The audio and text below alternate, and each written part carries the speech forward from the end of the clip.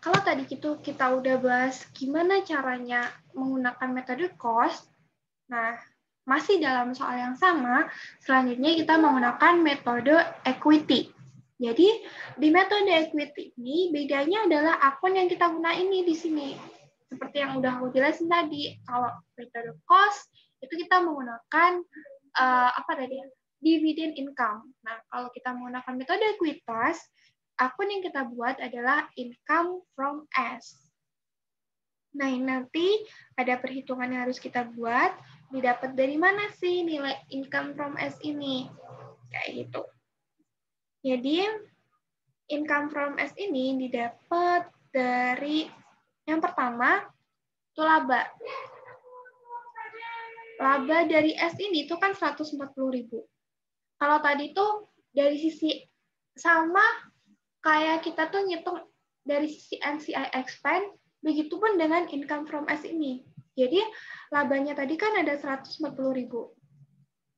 Ini kita kali 90%, maka hasilnya, nah, berarti kalau kita hitung, kan 140.000 dikali 90%. Berarti ada 126.000. Terus, tadi kan ada amortisasi inventory. Inventory-nya under value itu sebesar berapa tadi? Ada 20.000 ya kalau nggak salah. Langsung aja deh ke sini aja biar lebih enak. Perhitungannya tuh di sini kemarin aku ngitung. Jadi kan labanya tadi kan ada 140.000 dikalikan 90%. Terus ada under value inventory, ada 10.000. 10.000 dikalikan 90%, berarti kan ada 9.000. Terus ada over value equipment, berarti 20.000 dibagi 5 dikali 90% ada 3.600. Dapatlah nilai income from S sebesar 120.600. Nah, kita dapat, terus kita cari net income-nya 368.600, terus dapat return net earning 31 Desember sebesar 618.600. Terus untuk cash-nya ini nggak bakal berubah menggunakan metode cost atau metode equity, tapi kita carinya kayak tadi dulu. Jadi, return net earning-nya ini kita masukin ke sini. Total liability dan equity, ini kita jumlah semuanya, kita sum. Terus, investment in S ini dapat dari mana? Tadi kan sebenarnya harga perolehannya cuma 675.000. Nah, didapat dari ini nih. Jadi, bentar.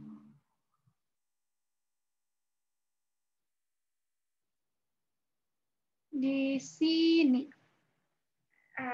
Jadi, kita kan buat jurnal, kan? Jurnal yang eliminasi, yang A ini sama aja, nggak ada bedanya. Saat perolehan itu, common stock, RE, unamortized exit, investment in S pada NCI-nya tuh sama. Di sininya sama. Jurnal yang beda itu tuh di sini. Bedanya metode cost sama metode equity. Bedanya tuh cuma di sini. Lainnya tuh sama. Jadi income from S tadi kan udah senilai ini yang udah kita buat tadi. Terus dividennya ini nilainya sama kayak tadi. Sama-sama 72.000. Nah, ini kan ada selisih. Selisih ini kita masukin sebagai investment in S, penambah nilai dari investasi. Makanya nilai investment in S ini didapat dari harga perolehannya tadi 675.000 ditambahin ini 48.600. Makanya nilainya ada 723.600.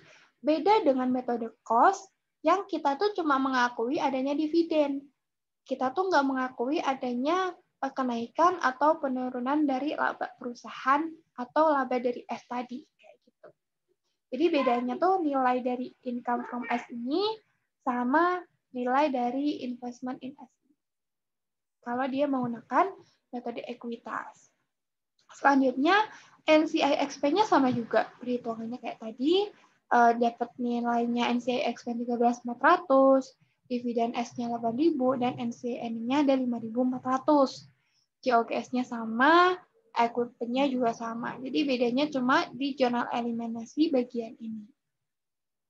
Terus selanjutnya, yaitu kita buat jurnal eliminasi. Ini pasti udah tahu juga karena tadi udah aku jelasin ya. Jadi dari satu nih kita masukin satu-satu gitu ya dari jurnal eliminasi yang udah kita buat. Terus kita hitunglah consolidated statement-nya. Consolidated statement-nya ini berarti income from S-nya ini pasti 0.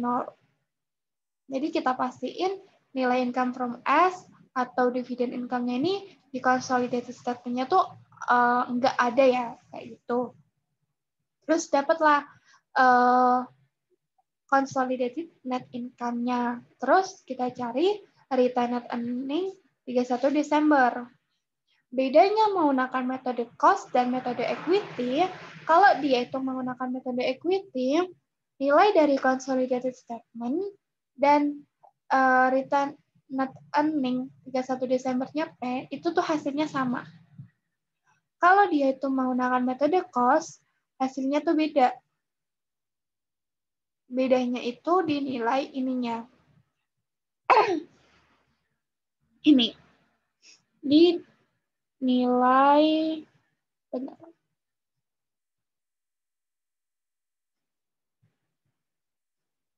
Dinilai income from S-nya ini. Karena di sini dia kan udah ada pengaruh penambahan dari undervalue sama overvalue yang excess value tadi kan ininya. Tapi kalau di sini dia nggak ada. Dia cuma pure 72.000. Nah, tapi hasil maupun menggunakan metode cost atau metode equity, nilai consolidated statement-nya menunjukkan hasil yang sama. Selanjutnya yaitu nggak ada bedanya sih. Di investment in S ini nilainya pasti 0 juga, unamortized excess-nya tuh 0 juga, karena 50.000 dikurangi 50.000. Nggak ada. Nilai total asetnya 2.419.000. Terus di sini di net earning ini kita masukin dari sini, hasilnya 2.419.000. Jadi hasil neraca antara metode cost dan metode equity ini tuh sama aja. Intinya adalah consolidated statement, mau baik menggunakan metode cost atau maupun menggunakan metode equity, menunjukkan hasil yang sama. Bedanya, kalau metode cost, nilai retained earning-nya itu bakal beda. Kalau menggunakan metode equity, nilai retained earning-nya ini bakal sama. Kayak gitu. Kita cuma perlu yang agak rancu di nilai income from S-nya sama investment in S-nya nih. Harus berapa gitu.